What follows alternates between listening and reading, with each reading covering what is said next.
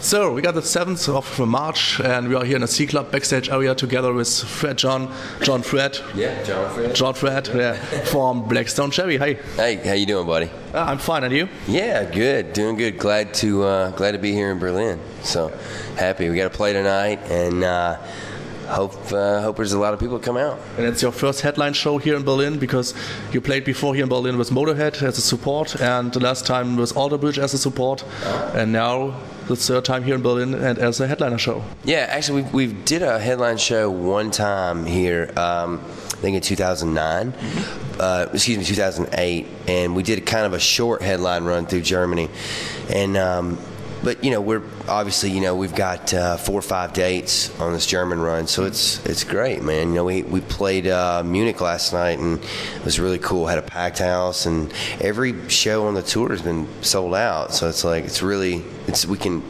tell it's growing. It's sold out today also. I think today is like I think it's a 800 seat capacity. I think we've sold like 580 tickets, sort of like around 300 from selling out. So, but somebody told me if it gets to 800, then nobody can see. So it's probably a 700 seat club. So we're actually doing better than we think we are. Yeah. It's really great. But what was your first experience with the music as you was a child? My first experience with music was my dad and my uncle playing a band called the Kentucky Headhunters. And I grew up really inspired by them and everything that they, brought to the musical world. Like they were a big, back in the early 90s, they really changed the country music scene, and they brought a lot of rock and roll to country music. And I think that obviously rubbed off on myself and my bandmates too. We all grew up together. And my dad and uncle allowed us to have our practices in their rehearsal house on my grandparents' farm. And it's just, it's about the size of this room, man. It's like there's old posters up on the walls, and it was really, that was my first experience, like going out on the road with them when I was a really young kid, and listening to Motown and all the great R&B acts that my dad and uncle listened to growing up. And what was your first band that you ever played? What was the first song I ever played? No, the first band did you ever play in? The first band I ever played in, first band was actually Chris and myself and another buddy of ours named Josh and another buddy named Chris, and then John, the bass player, was also in that band.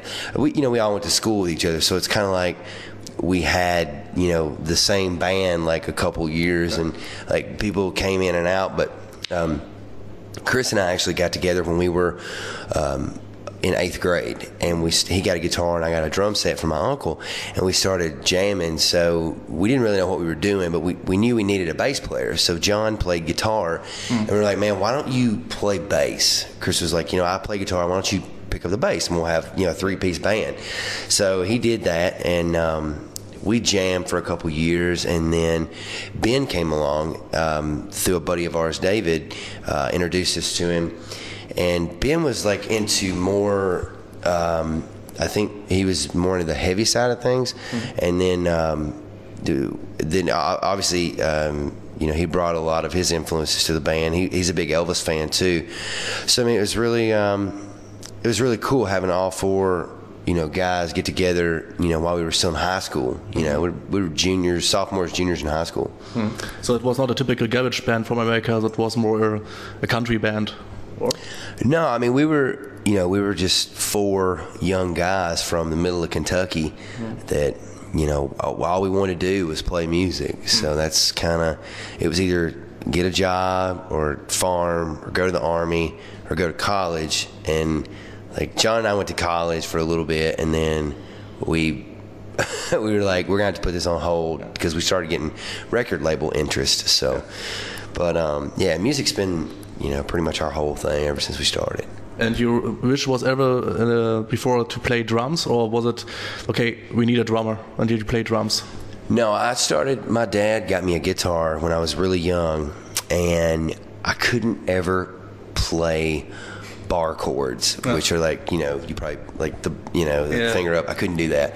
Me too. So it's hard. I got really frustrated and I quit playing guitar. So my next thing was I'm going to go play drums. So that worked out, for me. And I like, to think like sometimes that, I wish I would have stuck with guitar and kind of kept on practicing and things. So I'm just now like learning like chords and things like that. So it's pretty funny. And on drums you can put your energy in and feel free. Mm-hmm. And we can see it on a show. What we can expect on a show on Blackstone Chevy? I mean, I saw you 2 times, but when a fan or a fan of the music didn't see you before, what would you say? What can a fan expect from the show of Blackstone Chevy? Well, I think we have a lot of like high energy. It's a very energetic show. There's a lot of good songs. I mean, from our first album, our second album, third album, there's a lot of songs that obviously are more geared for musicians, and then there's a lot of songs that are geared for your everyday radio listener. Yeah. That somebody's just driving around the car that might not play. That might not play music, and we try to incorporate both those things, into our music. And our live show is really, it's if you've never seen it before, it's pretty cool. Sometimes it gets out of hand with the spontaneous side of our lead singer. Sometimes we go into jams that I don't know where we're going, but I'm trying to hold the beat down for everybody else, and it gets out there. He gets out there on a limb, but it's cool because I think it, a little bit of that in a show makes it really fun for people who, might go to a show and everything's planned out. It's cool to have a show. I like to go to a show and see where I can look at a band and go, okay, they've rehearsed that, and then you see them do something totally off the wall. It's kind of cool too. So could you remember your first show you ever played? Your first concert? What was it for? A feeling to be on stage and play your songs for the fans? We had a county fair in Metcalfe County, where we're from, and we got up there and played a couple songs, and we won it. And I remember that was our first gig. We've been a band like 2 weeks. Yeah, not long at all. Okay. So what was it for a feeling to be on stage and to see the crowd singing the songs, which they already know maybe? No, none of the people knew who we were. We were on a stage that was about this tall off the ground. Okay. So it was like a little county. Like there was probably like 20 people there, maybe 30. Some of our friends from school came, but the first time we ever played in front of a lot of people, I think was probably after we had gotten a record deal. I think some of the bigger radio festivals that we'd played, like I think in Tampa, Florida was one of the first big radio festivals we played. And looking back at that, we hadn't ever done that before. Okay. And that was terrifying, but it was pretty fun. I promise. That was in 2006, by the way. That's not so far away. That was 6 years ago. That's crazy. How developed the music from the first album? It was self-produced, and then you got a record deal, and Roadrunner bring out the first album again. And how developed the music of your style? What is the question? How developed? You mean what? How did our first record come out? Yeah, no. The first album was self-produced, and then came out next another album and another album. How developed the music between the albums? Oh, okay. The first album was produced by my dad, Richard, and our band. And that record, we started recording in 2005, and then we put the album out. Roadrunner put it out in 2006, and we toured off that album, played with a lot of bands, came over to England and Germany and the Netherlands and France. We actually went with a band, some friends of ours called Hinder from America, and they took us to the first time we'd ever been over here. We were opening for them. We were playing little rooms, man. They were like, seriously, like, you know, they were tiny, maybe this room times 3, you know, and it was just cool because we got to come back and play, and it was fun. I mean, we learned a lot from touring. So on our second record, it was more of a concept album because we have been influenced by a lot of blues music and a lot of music from Louisiana, as far as, you know, your Cajun music, and you know, a lot of great artists came out of the swamp, man, and that was for us, like, I think we got in that mindset for that record, and it was kind of, that record might have been a little premature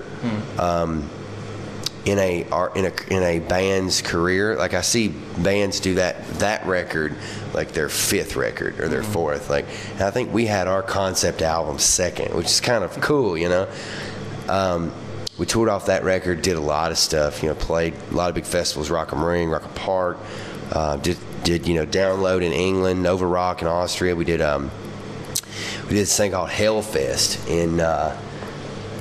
in Spain, in Zaragoza, and I think yeah, you been there to that one? No, never. That's crazy. That's like a desert with like winds of like 100 miles an hour. It's just crazy.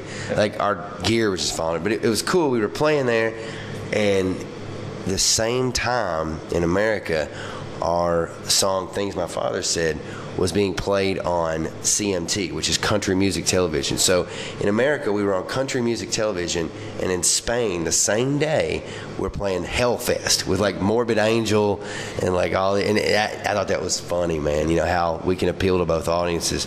But we definitely, you know, I think on that second album, we worked with a guy named Bob Marlette, who produced a lot of great stuff. Worked with Ozzy and in the Shinedown's first album, and some other stuff too. And it was really cool because we made that record in Nashville, and like I said, you know, we toured a lot off of it. And when we went to go do the third record, the record label wanted us to start doing co-writes with writers, you know. And we were like, man, we really didn't want to do that because we didn't want our sound and our writing style to change. I can hold that for you. No, I got it. I take a load off my man. Okay. And I'm strong enough for that. No, yeah, I know you're German, man. You're strong. I think that, you know, we were in the point of where we were like, you know, we want to do these songs ourselves. We don't want other writers to come in, and it was hard for us because it was a struggle between us and our label. The label, they were like, you know, you need to expand your writing, and you know, we fought, and finally we went out to the practice house where we jam it. We had some guys come up and write, and some of them went really good, and some of them were, you know, obviously didn't fit the band, but we made a lot of great friends from the process. And some of the songs we still have that we might use on, you know, future records. So it's really cool. But the thing was, they wanted us to go out to California to write with a couple people, and you know, they were like, why don't 2 of you guys go out? And we were like, no, dude, we all write the songs, all write the music. You have to fight with your label like every day. But we finally went out, all 4 of us. We wrote with a guy named Dave Bassett, which is really great dude, talented writer. He wrote a lot on the Shinedown record, and I think he did stuff with maybe Skillet and a lot of other people too. So, but Dave really helped the band get like, he helped us write Like I Roll and Won't Let Go, which is the single here in Germany now. And it was cool because I think if we hadn't gone out there, we wouldn't have wrote those songs. You know what I mean? We were in a different mindset. He's got a house up on a hill in Malibu, so it's like you're going up this hill, dude, and it's like nothing, like down here, and you're just like, oh my gosh, I'm terrified of heights anyway. So, but it was cool. We did a lot of co-writes, and then we started working with a guy, Howard Benson, who's a producer out in California, and he's done a lot of stuff. He did like the Gavin record, and he did like the All American Rejects. POD, I think he did POD stuff. He's done a lot of stuff that really did well for those bands, and he also did like some early Motorhead stuff. And So it was cool because we got to work with the guy. We were scared at first. We were like, we don't want to work with like this dude because we don't if he's like too if he's going to change the sound of our band. That's been our biggest fear, Yeah. And finally we got to work with him, got to be buddies, and he really didn't change a lot with our songs. I mean, he helped us with tempo and a little bit of arrangement, but as far as, keeping what we are in our music, he really, really was like, you guys, sing about who you are and keep who you are. And it was cool, man. We lived out in LA for about a month, and it was, sunny weather like every day, and like, it was in November, December, so Kentucky was like, freezing. It was like snow, and we were out, in LA. It was pretty fun. But I think that people off this record have really latched onto it because there's a lot of good songs. There's a lot, just like the first and second record. I think we've kept a lot of our roots, but I think we've also kept progressing as a band with our music and also our songwriting. So we're happy to be touring off of it. This is our fourth single. It's actually we released White Trash Millionaire, Blame It on the Boom Boom. We released In My Blood in the States, and then we released Won't Let Go, obviously, here for you guys in Germany. So and I see people singing it every night, and that's really, it's amazing because, like I said, last night we were in Munich, and we had like 1,200 people. The last time we played there, I think 3 years ago, we had 400 people. So it's like it's growing, so it's awesome. I'll give you my back. Would you say it could be that so many fans like you because you're on drums, like so energetic with your hair, and it looks like you feel free on the drums and not so typical standard. So you make headbanging and everything like that. I have a good time with it. I think you have to have a good time playing music. I'm a little bit of a perfectionist sometimes, and sometimes I'm not. Like, I want to play the best I can and play the songs the best I can, but also I want to put that show on too. That's just like the rest of the guys too. I mean, we try to put on the best show we can. Also, play as proficient and as disciplined as we can too. So it's that happy medium. So what would you say to a newcomer band if they want to start like in the business? Would you say do it like you with your own production at first and then go to the management and labels, or would you say do it how long you can alone, or at first with the management? No, I would say practice really, really hard, practice all the time, write songs, and I would say that what you should do is get a rehearsal room, hook up I would copyright all your songs first. I would go and sign up to a company who collects royalties if your songs were to go to iTunes or be played on the radio. In America, obviously, I know Germany too. You guys have like, Bug Music, and there's like ASCAP in America, and BMI, obviously, but I would say the business model of everything in the music business is changing hourly. I would say that the best thing to do is like set one of these cameras up in your room and record your band playing. That's what I would do if I was right now trying to become famous and try to like get your songs heard, and have a career in becoming a band. I would do that. Okay. That's what I would do. Okay, John, thank you for your time. Enjoy your show tonight. Enjoy the tour, and hope to see you again. All right, thank you very much. Appreciate it, man. Thank you, guys.